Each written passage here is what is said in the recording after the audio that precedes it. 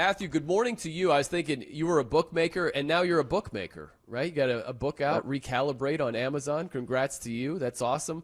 I guess to start us off, can you just summarize your story for us? How you became a bookmaker in the first place, how you got in trouble with the feds, and the punishment you face. How would you summarize everything for us? Good morning, guys. Thanks for having me on the show. I appreciate it.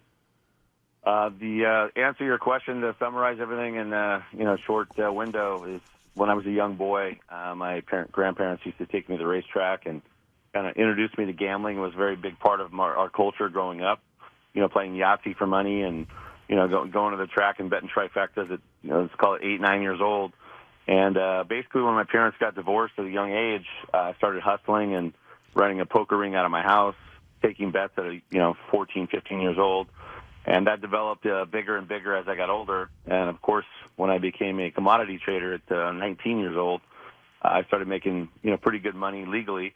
And I was around an operation where there was quite a few guys that were gambling at a very high level. And I started taking advantage of that by booking their bets and kind of running a pretty large business at a young age.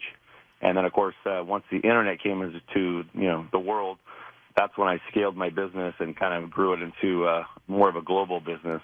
At the age of about 24, 25, then I had quite a few agents across the country. And then, of course, developing that into about maybe 30, 35 years old, I started gambling on a very high level personally throughout Las Vegas and throughout the country, really, as a gambler. And then you fast forward to basically 2 years ago, the FBI raided my home with 29 federal agents and came in and pretty much took everything, and here I am regrouping, wrote my book, Recalibrate, which kind of details much more of this in detail, of course.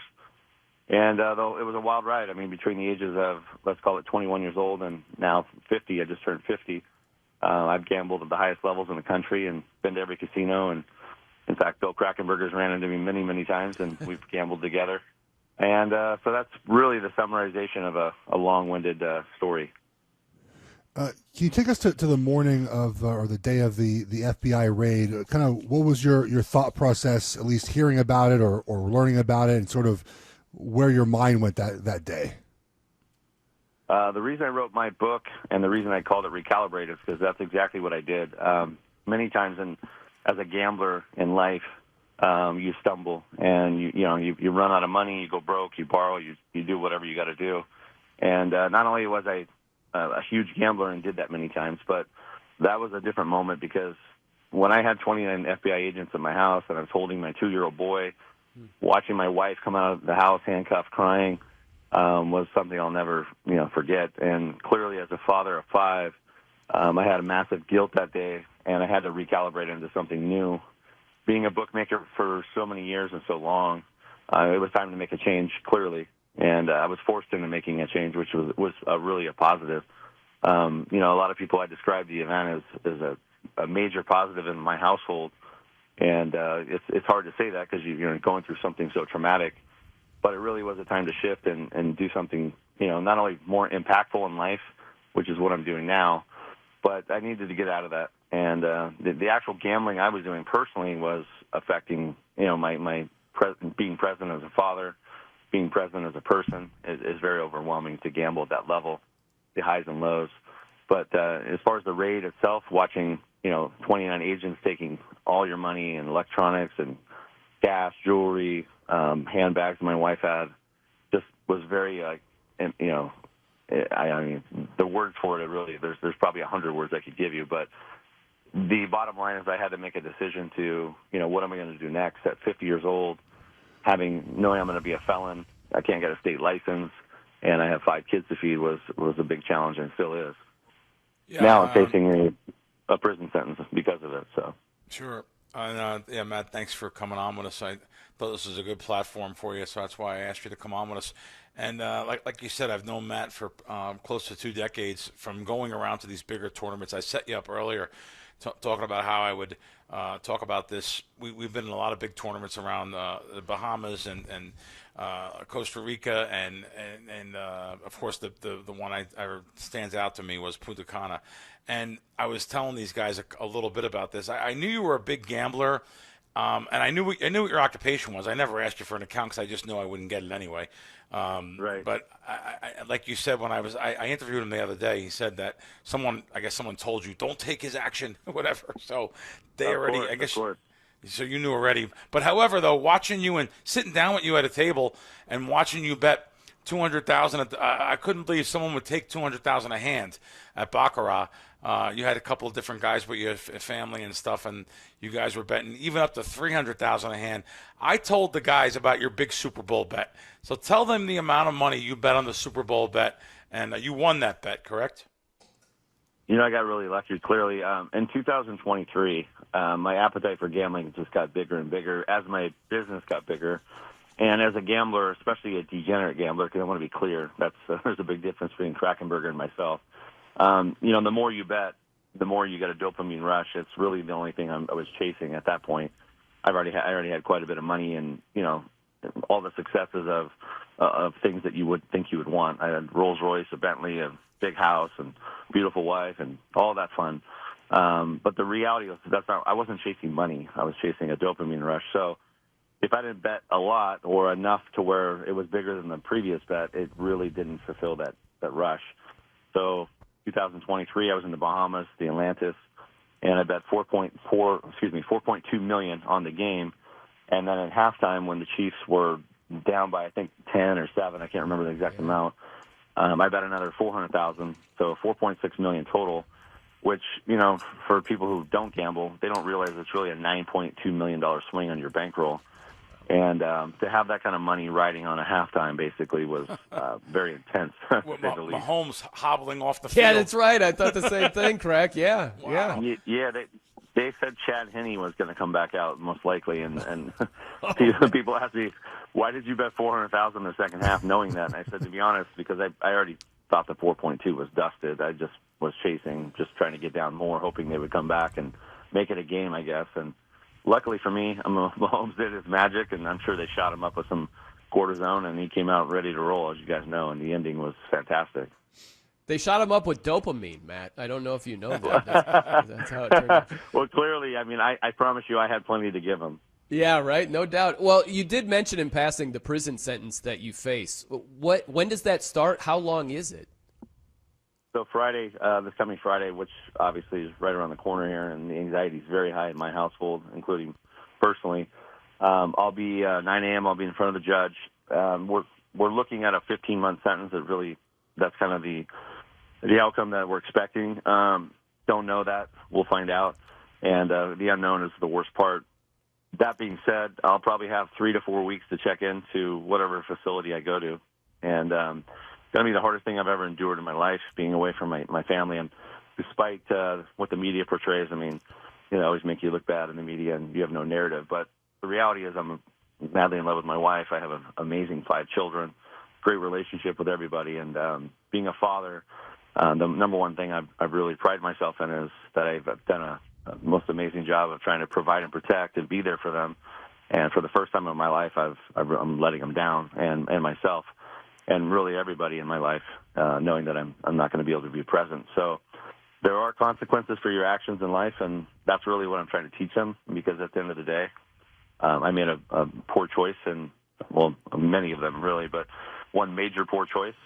And if I could teach them anything out of this, it's how I'm handling it and just being, you know, impactful for people that are maybe have an opportunity to turn their life around before it gets to this, or instead of making a poor choice or decision that you don't think about down the road. I was a young kid when I started booking bets, and I love sports and gambling, so it's a really deadly combination for a young boy who wants to make money and not, after watching his parents lose everything and kind of go through that, you know, you always want to make more money and provide and do things that maybe your parents didn't. And so, you know, the lessons in life are hard sometimes when you deal with them later, because you have a lot more, people involved and a lot more consequences for your actions. What advice do you give someone who is young and wants to get into sports wagering? Obviously now it's much easier, right? You can go to a lot of states, legal sports books, legal apps, and find a way to do that. What advice if someone's asking you, hey man, I'm 23, should I get into sports wagering? What advice would you give them? That is a great question. I'm really glad you asked that, because it's so imperative that I make an impact to the future. And let's be honest, LeBron James and Jamie Foxx and all these guys that people look up to, especially these young kids, are seeing advertising this stuff. And I want to start off by saying there's nothing wrong with gambling when it's used appropriately for entertainment and fun and brings people together and you can celebrate. And especially if, the person who's gambling is doing it, for those reasons. But let's be real. There's a lot of dark areas and things that aren't being, shown of addiction and people blowing their brains out financially and losing so much money that, it's affecting the rest of their life or impacting their relationships, whether it's marriage or not having children or losing, their families. And I think you're seeing that that's going to transpire even worse or more so in the next 5-10 years because of the fact that gambling is so, less taboo now and it's at nationwide almost. And clearly I think within 3 years, I think you'll see it pretty much in every state. But these young kids are, going to college and using their excess money, and it's minute amounts to them at that age. When you're 21, 22, you're clearly, let's say you're USC or Georgia or whatever school you're at, you're using your excess money, and it doesn't impact your life dramatically, whereas when they're 30 and they have a career and they have maybe a baby or two, and now they're using funds that affect putting food on the table or paying their mortgage, that's when the end result's going to be much worse. And I think you're going to see that, sadly, in the next 5 years. So, Matt, just get on to this part. This is what a juicy part everyone wants to hear. I like this part of it because it shows how much money these casinos, and they get to keep it all. Of the Ohtani money that was sent to you from Ippei, his assistant, how much money did he send to you, and how much money did you blow of that money in the casino? Well, I was received $16.2 million, and a large majority of that I paid out to my agent who brought me that package, and you understand that very well, Bill. So the reality is I lost over $13 million in the casinos, and mostly to Resorts World. And so technically I lost money on the whole deal, to be dead honest with you, between giving the agent the money and what I lost, which is on me. I made that decision, so I want to be clear. I'm not blaming anyone, but I'm not a victim. I chose to do what I did. But yeah, that is a fact. Like Ace Rothstein says, in the end, the casinos get it all. I mean, they do. They really do. There's no question. And your book, Recalibrate, and your socials, I'm going to put that on here too. Where can they find your book, Matt? Where can we find this fantastic book, by the way? Usually people don't have a book like this already done before going away, before sentencing. And I will say, Matt's a rare case. He actually paid, what'd you pay the government, $1.7 million or something? You paid him back your restitution already? Yeah, well, it's just under 1.7. I paid every dollar before I see the judge, which is less than 1% of anyone. Not only does that, but then, to be honest, less than 7% ever pay restitution, period. Because most people never dig out of the hole and kind of owe them the rest of their life. That being said, I wrote my book, literally started writing it pretty much the minute I got raided. I mean, I had to recalibrate, which is why I named it that. And the book is not a book that, people are going to read and think, wow, he's just boasting about his lifestyle, because in reality, it's the polar opposite. It's showing the lows, the dark moments, as well as some of the highs. And I want to be real with people and authentic and show them, gambling is there's, you see me on a private jet and you see me gambling, like you said, $300,000 on a hand. That looks glamorous. It does. I'm walking with my wife, and we're wearing nice clothes and whatever. But at the end of the day, there's dark moments where I'm in my room literally crying like a little baby. I just lost $2 million. And, you go home and can't pay people or bills and got to figure things out. There's dark moments that I do show. But my book is on Amazon. It's called Recalibrate by Mathew Bowyer. And obviously, my own website, I sell it as well at MathewBowyer.com. That was the biggest shock there, too, by the way. I've known Matt for years. I had no idea that he would lose $2 million, $3 million and go home and say, oh, how do I pay this now? I was like, what? I just, for some reason, I just thought you had a giant stash of money you just pay. I never knew that you actually went home and you were actually upside down, let's call it, and you had to just figure out where you're going to get this money from. I had no idea. Wow, what a feeling that must have been. Sickening, that plane ride home. Yeah. Bill, many times I would come home and truly be in a position. I lost one time. I lost $3 million at the Wynn and a few other places. In Vegas, got home. I owed a bunch of markers in town, and then of course back then I was a bookmaker, so my business, and I got beat up for like $1.5 million. So you're talking about a $4.5 million swing, and then of course you have, no matter what, the bills don't go away. You still got expensive cars and homes and all the stuff with the kids. So you come home and it's like, oh my gosh, I gotta pay all this, And maybe I lost $2 million in cash, but I still owe another $2.5 million. And maybe I had $500,000 in cash at my home, whatever. I'm just giving an example. So now I got to go out and borrow, lend, figure it out, get $2 million.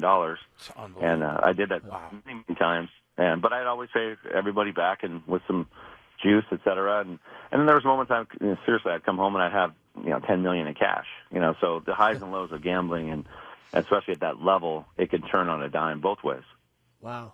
How did you unwind? You know what I mean? You're like the prime candidate to need to unwind at some point, right? Wow. Yeah, I mean, unwinding never happened. I mean, between the ages of really 16 till, well, I'll tell you when I unwinded, when 29 federal agents raided my home. There you go. That's when I have unwinded. And because, to be honest with you, I haven't gambled in quite some time. I gambled a little bit, in truth, after I was raided at local casinos. I wasn't barred or banned yet. I went to Pachanga, and I was kind of, again, dopamine rush. I've always chased that. But once I went into court, pled guilty, I have not gambled since. The dopamine rush is I find it in different ways. And that's something I'm learning is that, how do you continue to find it? And to me, it's impacting people now, believe it or not. I've helped so many people on my Instagram with addictions in different areas or mindset, and just really, I think some people have inspired me by being inspired by me by saying, hey, man, I've been watching your story. I can't believe that you are so positive. I can't believe you're, still doing what you're doing and being out there. And I'm like, what? At the end of the day, you just got to own your shit. Excuse my language, but you just got to be who you are. And I can't take back the things that I've done wrong, but what I can do is pave a path that's better for me, for my kids, and show them truly that hold your head high. Nobody's perfect. And you could watch Facebook and Instagram and all these people that put out this perfect life, but there's behind closed doors. There's a lot more going on, and there's a lot more people that have it much worse than you. No, really good stuff, Matthew. Appreciate your time today. Thank you. Good luck with the book. Man. Thank you. Hope everything goes well Friday and beyond, man. But thanks for spending some time with us this morning. Hey, guys. Thanks for giving me a platform to tell a little bit about my story. Thanks for having me. Really appreciate it. You guys have an amazing show, and I'm grateful to be here today. Awesome. Well, thank you. Appreciate that, Matthew. Good stuff. And like he said, the book Recalibrate, available on Amazon.